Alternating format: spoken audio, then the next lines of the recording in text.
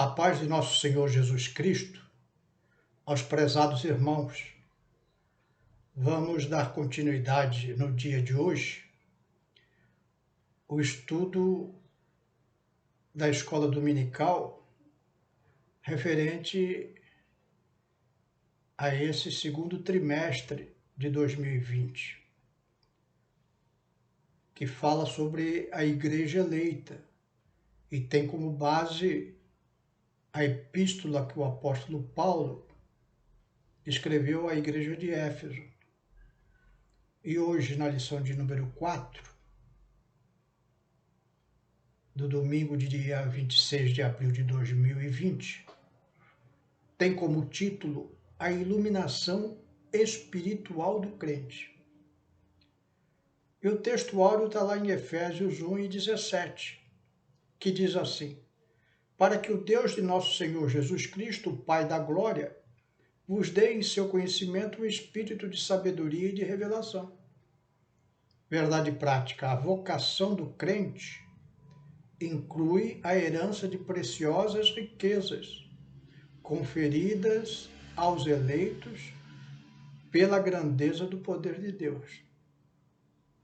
E a nossa leitura bíblica em classe está na epístola citada, a epístola de Efésios, capítulo 1, versículo 15 a 23, que diz assim a palavra de Deus: pelo que ouvindo eu também a fé que entre vós há no Senhor Jesus, e o vosso amor para com todos os santos, não cesso de dar graças a Deus por vós, lembrando-me de vós nas minhas orações, para que o Deus de nosso Senhor Jesus Cristo, o Pai da Glória, vos dê em seu conhecimento o espírito de sabedoria e de revelação, tendo iluminados os olhos do vosso entendimento, para que saibais qual seja a esperança da vossa vocação e quais as riquezas da glória da sua herança nos santos, e qual a sobreexcelente grandeza do seu poder nós, os que cremos segundo a operação da força do seu poder, que manifestou em Cristo, ressuscitando dos mortos e pondo à sua direita dos céus, acima de todo principado e poder e potestade e domínio e de todo nome que se nomeia, não só neste século, mas também no vindouro. E sujeitou todas as coisas aos seus pés, sobre todas as coisas o constituiu como cabeça da igreja, que é o seu corpo, a plenitude daquele que cumpre tudo em todos. Até aqui. Vamos fazer uma breve oração. Senhor meu Deus, aqui estamos diante da Tua palavra, Senhor, e queremos a Tua sabedoria, Senhor, para que possamos entender as Tuas verdades, Senhor, reveladas na Tua Escritura Sagrada, para a edificação da Tua Igreja, Senhor. Isso te pedimos em nome de Jesus. Amém. O apóstolo Paulo, ele faz uma oração e ele ora por nós, para que Deus nos dê em seu conhecimento o espírito de sabedoria e de revelação, iluminando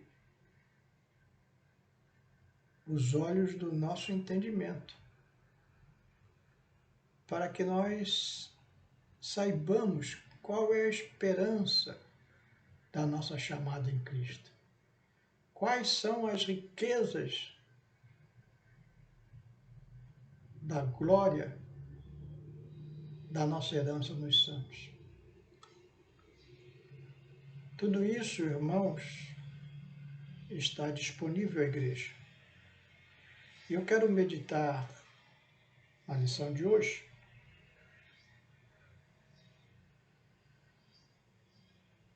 nos versículos que estão na leitura diária,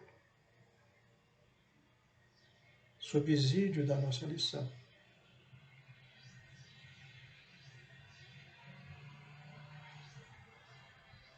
E o primeiro versículo que eu quero ler está lá em 1 Coríntios 2, versos 14 e 15,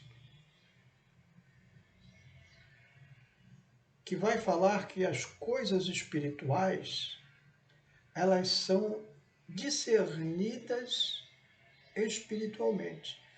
Isso é muito importante. As coisas espirituais, elas são discernidas espiritualmente. O apóstolo Paulo fala assim, ora, o homem natural é o homem que ainda não entregou a sua vida a Jesus. Se você ainda não levantou a sua voz e elevou o seu coração aos céus, pedindo pela misericórdia de Deus e perdão dos seus pecados pelo sangue de nosso Senhor Jesus Cristo, a Bíblia te chama de um homem natural. E continua Paulo, o homem natural não aceita as coisas do Espírito de Deus, porque eles são loucura e não pode entendê-las, porque elas se discernem espiritualmente. Não é um entendimento natural, é um entendimento espiritual. Continua Paulo, porém o homem espiritual julga todas as coisas, mas ele não é julgado por ninguém. Paulo, em certa feita, nas suas viagens missionárias, ele foi levado de Bereia pelos irmãos para Atenas. E ali ele ficou aguardando a companhia de Silas e Timóteo, que viria ao seu encontro. Enquanto está ali em Atenas, ele vai no Areópago, um anfiteatro. Ali se reunia os filósofos, os sábios atenienses, e todos tinham a oportunidade de falar. E Paulo então pediu esta oportunidade, e lhe foi dada. E ele começou ali a revelar os planos de Deus através da vida de nosso Senhor Jesus Cristo. Mas diz lá em Atos 17, verso 32, que quando ouviram falar da ressurreição dos mortos, uns escarneceram e outros disseram, a respeito disso, te ouviremos noutra ocasião. Aí nós percebemos a dificuldade da pregação do Evangelho, porque conhecedores da verdade, dos mistérios de Deus que nos foi revelado pela sua palavra, ao levarmos as vidas, muitas dessas vidas não estão com o coração preparado para receber a palavra. E aí eles escarnecem e vão se afastando de nós e não ouvem a nossa pregação. Por isso é importante na evangelização sempre estar orando, pedindo ao Senhor que nos encaminhe a pessoas que estejam com o coração amolecido. Porque corações endurecidos, eles escarnecem quando ouvem a palavra. Mas também a Bíblia nos diz para nós pregarmos a tempo e fora de tempo. E esta é a missão da igreja aqui na terra. O apóstolo Paulo foi escarnecido, porque aqueles homens ali eram homens naturais e não discerniam aquelas coisas que o apóstolo Paulo dizia, porque aquelas coisas tinham que ser discernidas espiritualmente. Uma segunda coisa que é promessa de Deus para nós é que o crente tem a promessa de conhecer Deus face a face. Lá em 1 Coríntios 13, 12 diz assim: porque agora vemos como em espelho, obscuramente, então veremos face a face. Agora conheço em parte, então conhecerei como também sou conhecido. O apóstolo Paulo fala: olha, ainda estamos nesse mundo, conhecemos muitas coisas, muitos mistérios de Deus, mas ainda vemos as coisas obscuramente. Um dia estaremos face a face com o Senhor. E aí nós vamos conhecer plenamente os propósitos de Deus para a nossa vida, para a humanidade. No passado, alguns homens tiveram experiências importantes com Deus. A Bíblia relata 3 homens: Jacó, Moisés e Gideão, que viram Deus face a face, ou a pessoa de nosso Senhor Jesus Cristo. Lá em Gênesis 32 e 30 diz assim: chamou Jacó o nome daquele lugar Peniel, porque dizia: tenho visto a Deus face a face, e a minha alma foi salva. Lá em Êxodo 33 e 11 diz assim: falava o Senhor a Moisés face a face, como qualquer fala com o seu amigo. Depois tornava-se ao arraial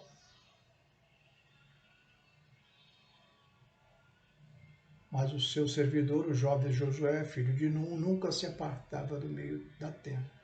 Falava o Senhor a Moisés face a face.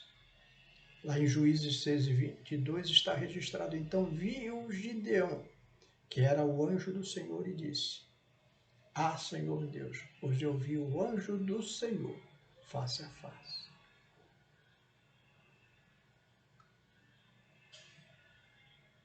Uma outra coisa importante é que o poder divino é capaz de transformar o homem. Lá em 2 Pedro 1 e 4,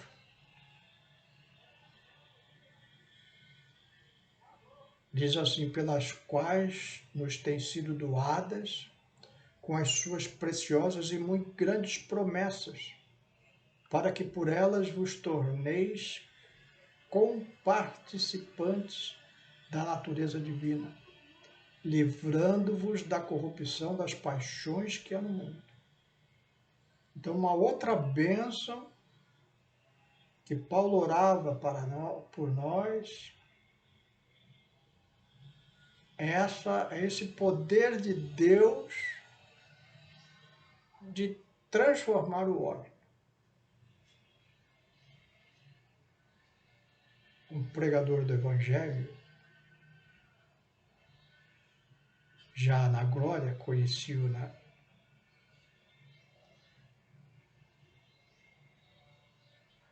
quando iniciei a minha vida com Jesus, e ele pregava. Ele gostava sempre de usar um exemplo. de um homem que ele conhecia lá na sua cidade.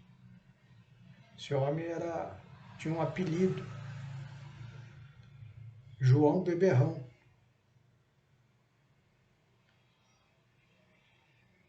E esse João Beberrão se converteu a Jesus.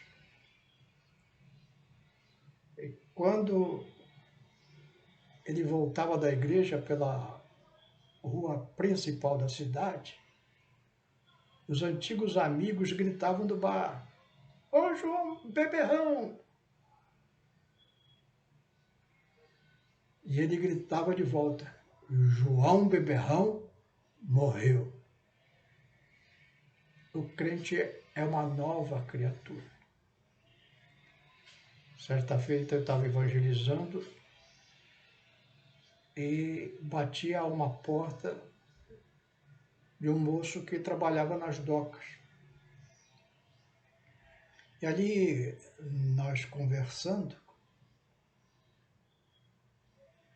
ele me falava: mas lá nas docas tem muito crente, mas são ex-maconheiro, ex-cachaceiro, ex-bandido. E aí ele foi por diante. Eu falei: é isso mesmo. Poder divino é capaz de transformar o homem. Graças a Deus por isso. Se por acaso você que está ouvindo esta palavra está dominado ou pela bebida, ou pela maconha, ou por qualquer outro tipo de droga, saiba que Deus é poderoso para te livrar de todo esse mal. Ore a Ele, entregue a sua vida a Jesus e Ele vai te transformar no novo homem. Uma outra bênção que o crente tem é o triunfo sobre a morte.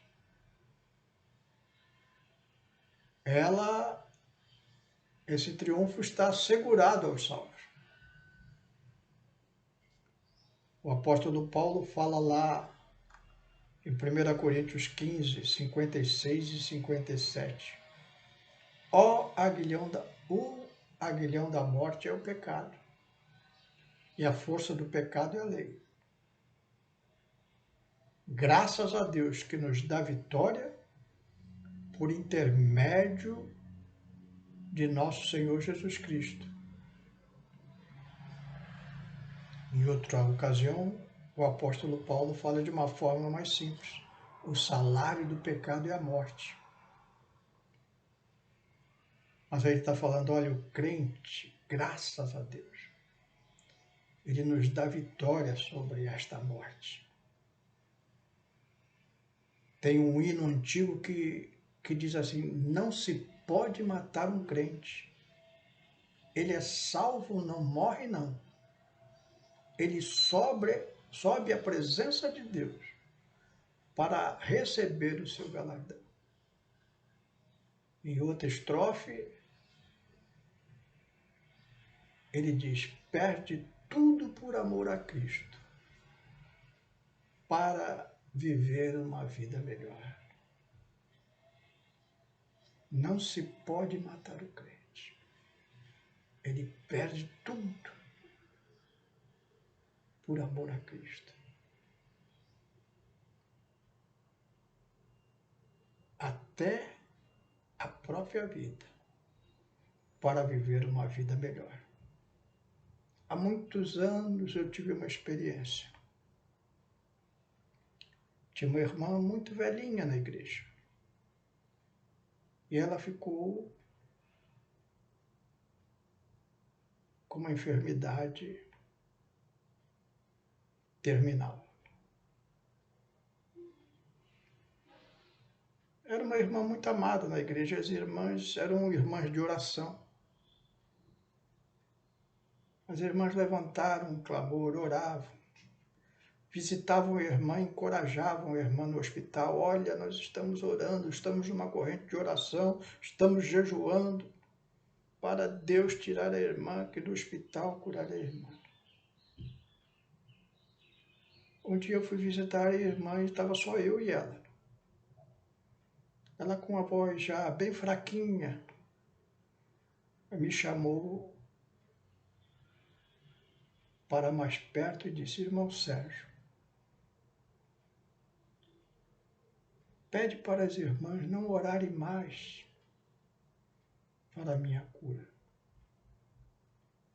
Eu estou querendo partir e ir de encontro ao meu Senhor. Não se pode matar um crente. Ele é salvo, não morre não. Ele sobe à presença de Deus para receber o seu galardão.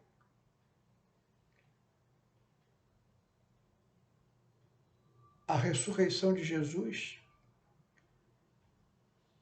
é a garantia da nossa ressurreição.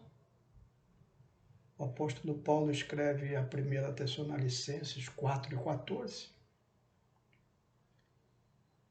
Pois se cremos que Jesus morreu e ressuscitou, assim também Deus, mediante Jesus, trará em sua companhia os que dormem. Os atenienses vimos nós já, que ali quando Paulo pregava sobre a ressurreição, eles abanaram a cabeça. Mas o crente não, porque o crente discerne as coisas espirituais. E podemos ler na Bíblia algumas histórias maravilhosas. O profeta Eliseu orou pelo filho da Sunamita, está registrado lá em 2 Reis 4, e aquela criança que estava morta ressuscitou. Certa feita, registra o Evangelho de Lucas, no capítulo 7, estava vindo um enterro ali na cidade de Naim. Uma viúva tinha perdido seu filho. E Jesus se aproximou daquele velório com o coração condoído, e o morto foi ressuscitado. Foi assim também na casa de Lázaro. Lázaro já tinha partido. E o clamor de Jesus fez Lázaro voltar à vida. Um dia,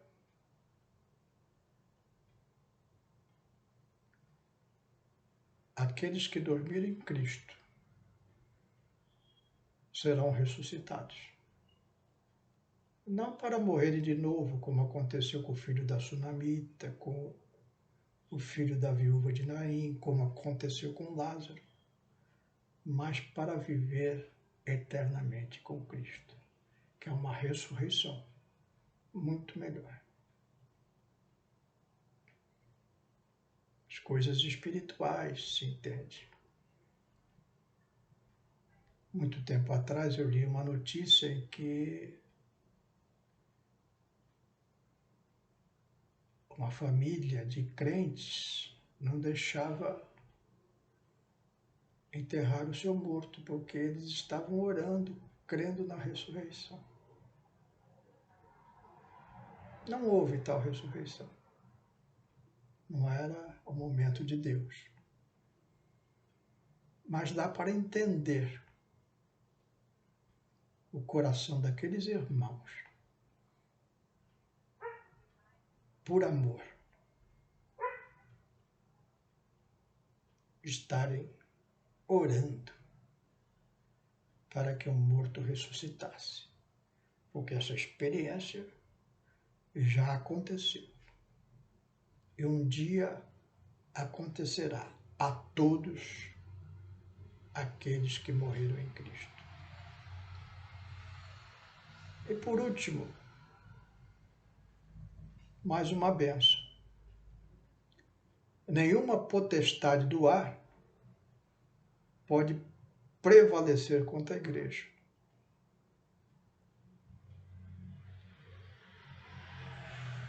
E essa bênção é uma bênção que nós estamos precisando atualmente. Lá em Mateus 16 e 18, Jesus disse a Pedro: também eu te digo que tu és Pedro, e sobre esta pedra edificarei a minha igreja, e as portas do inferno não prevalecerão contra ela.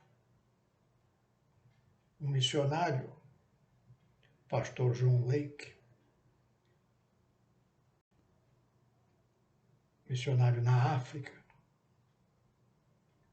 ele conta uma experiência,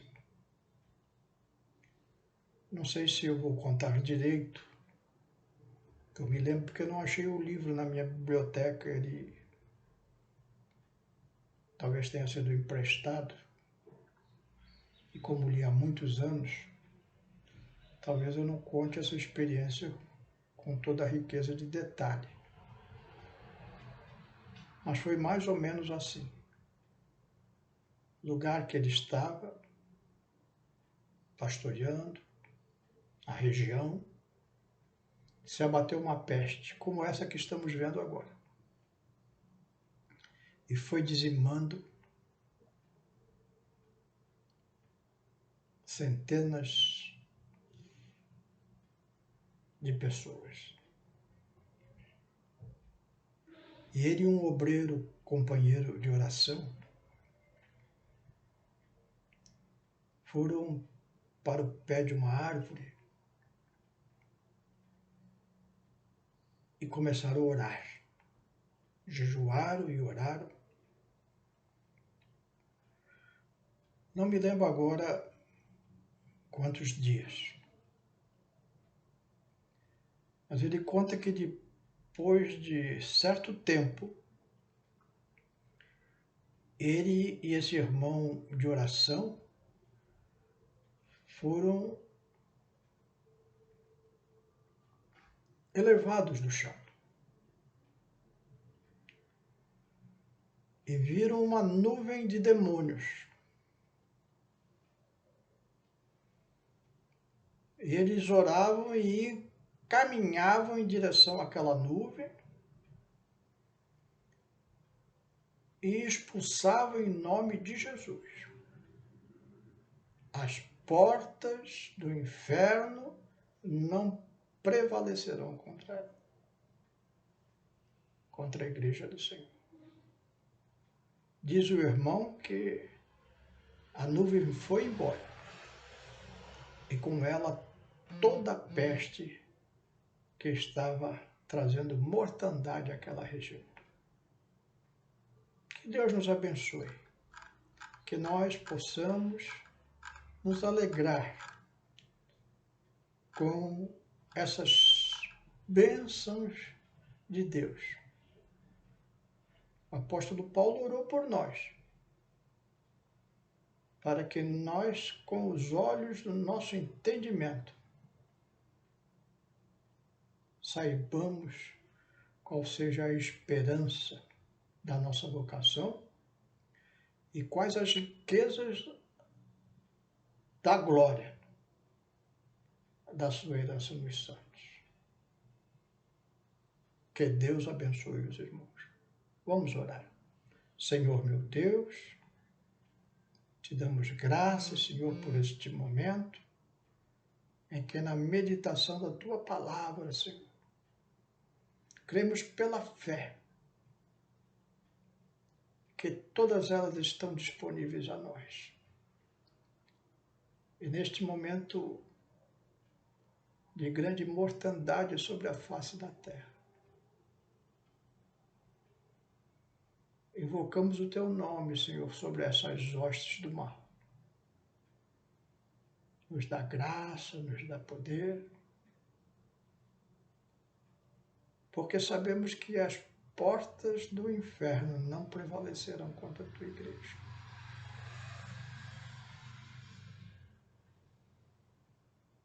Traz renovação para esta terra. Para os teus santos, guarda-os debaixo da tua palavra, das tuas mãos poderosas. É o que te pedimos em nome de Jesus. Amém.